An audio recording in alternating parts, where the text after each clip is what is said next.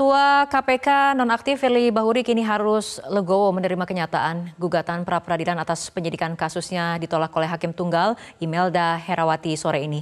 11 Desember lalu, Firly Bahuri melakukan pra-peradilan atas penetapan status tersangka atas dirinya. Firly ditetapkan sebagai tersangka dugaan tindak pidana pemerasan atau gratifikasi oleh Polda Metro Jaya pada 22 November lalu.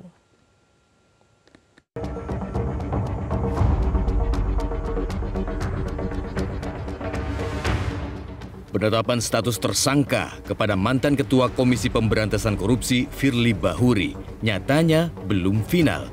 Sebaliknya, kini Firly justru melakukan upaya perlawanan dengan melakukan gugatan pra-peradilan di Pengadilan Negeri Jakarta Selatan. Senin 11 Desember lalu digelar sidang perdana atas gugatan tersebut. Firly menggugat Polda Metro Jaya menghentikan penyidikan atas dirinya dalam kasus dugaan tindak pidana pemerasan dan gratifikasi saat menangani kasus dugaan korupsi mantan Menteri Pertanian Syahrul Yassin Limpo. Kuasa hukum Firly menilai penyidikan kasus atas kliennya tidak dilakukan sesuai dengan aturan yang berlaku. Melalui putusan pra-peradilan ini, maka semua proses hukum yang menyangkut beliau itu dihentikan dan dipulihkan hak dan martabat beliau. Sekarang kita menjawab replik dari pemohon.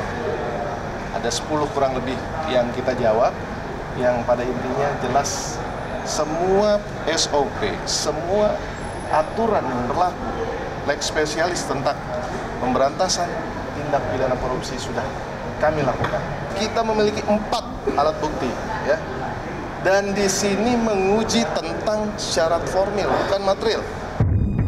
Firly ditetapkan sebagai tersangka oleh Polda Metro Jaya sejak 22 November lalu. Namun hingga 2 kali pemeriksaan setelah berstatus tersangka, mantan orang nomor 1 di KPK ini belum ditahan. Rabu 6 Desember lalu, Firly diperiksa selama 10 jam di Bareskrim Polri, namun akhirnya bebas melenggang pulang. Mantan Ketua KPK periode 2011-2015, Abraham Samad, menyayangkan tidak ditahannya Firly, meskipun alat bukti sudah cukup. Abraham Samad menduga ada tarik-menarik yang begitu kuat dalam pusaran kasus ini. Tidak ditahannya Firly menjadi bukti nyata adanya konflik kepentingan di kepolisian. Patut diduga praktik tebang pilih berlaku di kasus ini. Yang jelas berdasarkan bukti-bukti yang ada, Firly itu memang sudah sebagai tersangka kasus pemerasan dan itu clear kasus hukum murni. Jadi penetapan Firly sebagai tersangka oleh kepolisian itu kasus murni. Jadi Firly tidak bisa berdalil bahwa itu adalah kasus politik atau kriminalisasi. Enggak sama sekali, Firly tidak dikriminalisasi. Nah, oleh karena itu, agar spekulasi itu tidak berkembang, agar isu itu tidak liar, agar masyarakat tidak menduga seperti itu bahwa ada sandra-menyandra, maka yang paling ideal dilakukan kepolisian harus segera menahan Firly. Karena kalau kepolisian tidak menahan Firly, nanti orang menduga-duga ini ada saling sandra-menyandra, ya, atau polisi dianggap memberikan privilege, keistimewaan kepada Firly karena Firly adalah anggota kepolisian, anggota aparat penegak hukum. Maka untuk menghindari isu negatif itu, spekulasi itu, maka kepolisian harus membuktikan bahwa dia tidak memberikan privilege kepada Firly. Sederhana saja kalau melihat kasus ini supaya tidak berkembang isu, polisi harus segera menahan Firly.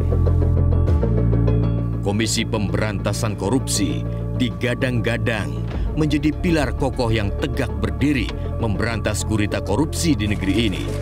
Lembaga KPK begitu sakral dan ditakuti di mata publik. Namun kini, istilah Jumat Keramat yang dulu melegenda dan menjadi momok para koruptor terus meredup. Tidak ada lagi Jumat Keramat yang ditunggu-tunggu publik. Benarkah pertanda KPK sudah tamat? Jelajahi cara baru mendapatkan informasi. Download Metro TV Extend sekarang.